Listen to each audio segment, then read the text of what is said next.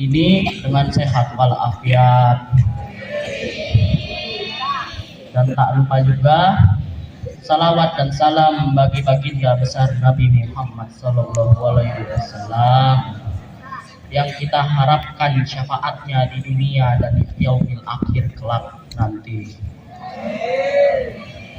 Saya Muhammad Iqta Rizky, perwakilan dari kelas 9F, akan menyampaikan tausiah mengenai Allah yang Maha Mengetahui dan Melihat. Saya yakin dari kalian ini sejak umur 5 tahun saya sudah tahu kalau Allah Maha Melihat dan Maha Mengetahui. Tapi saya yakin ada beberapa dari kalian juga yang merasa nggak diawasi Allah. Buktinya masih banyak orang pencuri tapi muslim. Banyak bandar narkoba tapi muslim juga. Banyak orang malah pergi keluar jalan-jalan melewati masjid saat azan.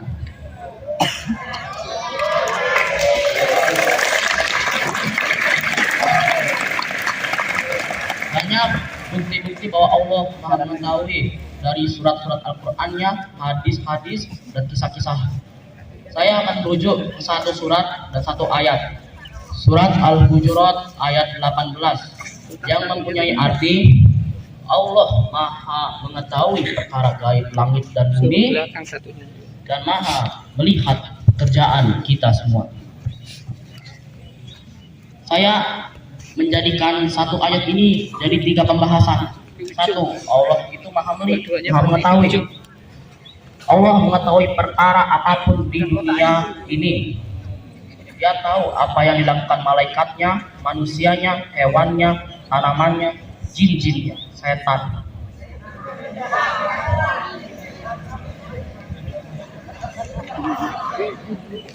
Dia tahu. Tapi ada beberapa orang kafir yang menganggap bahwa Allah ini tidak mengetahui segala-galanya. Padahal banyak bukti yang sudah membuktikan. Contoh, adanya keberadaan sungai di dalam laut, ada di Al-Quran. Adanya benda-benda langit yang beredar mengikuti garis edarnya, dianggap dongeng di zaman dahulu. Semakin berkembangnya zaman, orang-orang kafir tak bisa berbukti akan keberadaan kebenaran tersebut.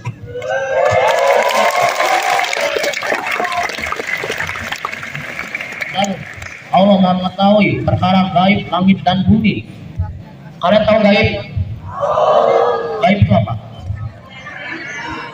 Gaib itu sesuatu yang tak bisa dilihat, tak bisa didengar, tak bisa disentuh, bisa dirasakan.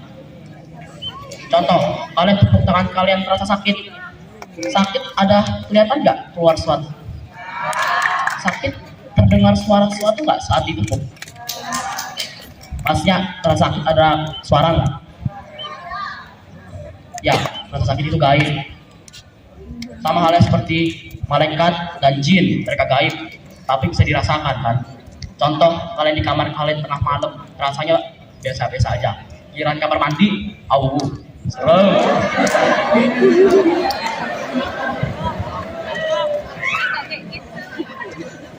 Allah mengetahui apa yang sedang malaikatnya lakukan. Allah mengetahui apa yang sedang malaikatnya lakukan.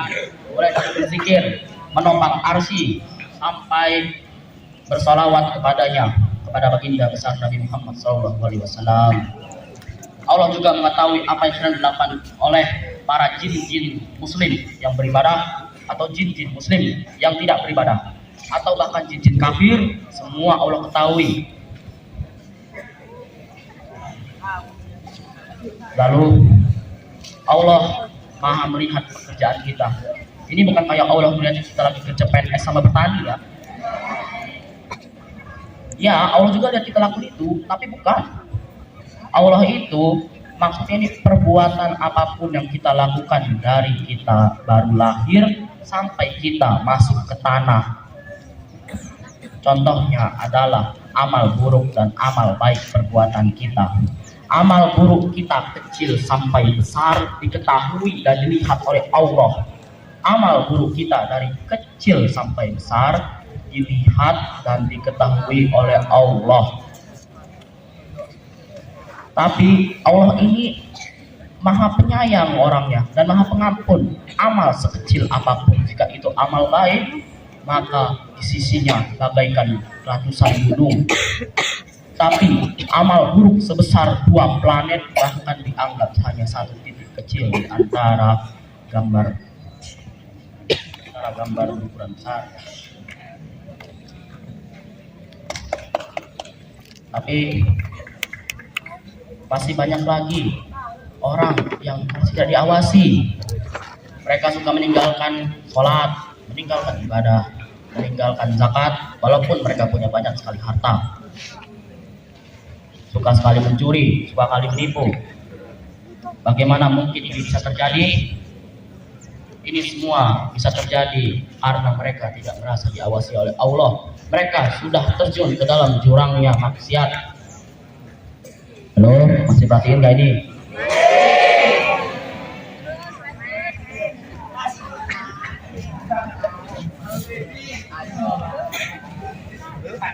Yang ngobrol tolong diem dulu ya. Kalau ngobrol tidaknya jangan buka mulut.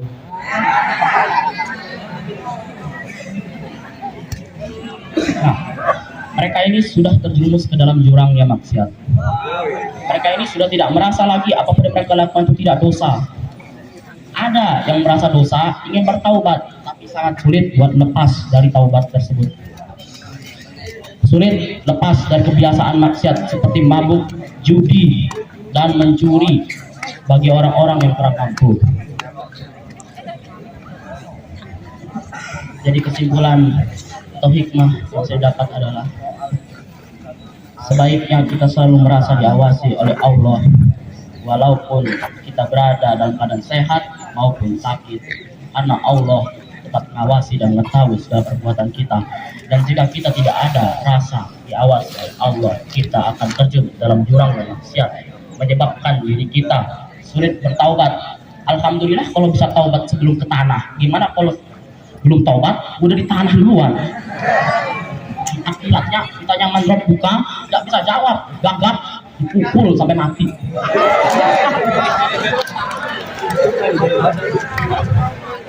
Iya, mati, hidup lagi, tapi itu mati lagi, terus. Mungkin sekian yang bisa saya sampaikan. Saya mohon maaf jika ada salah kata atau salah sebut yang sebesar-besarnya, dan saya mohon ampun pada Allah Subhanahu wa taala. Demikian yang bisa saya sampaikan. Terima kasih atas perhatiannya. Wabillahi taufik hidayah. Wassalamualaikum warahmatullahi wabarakatuh.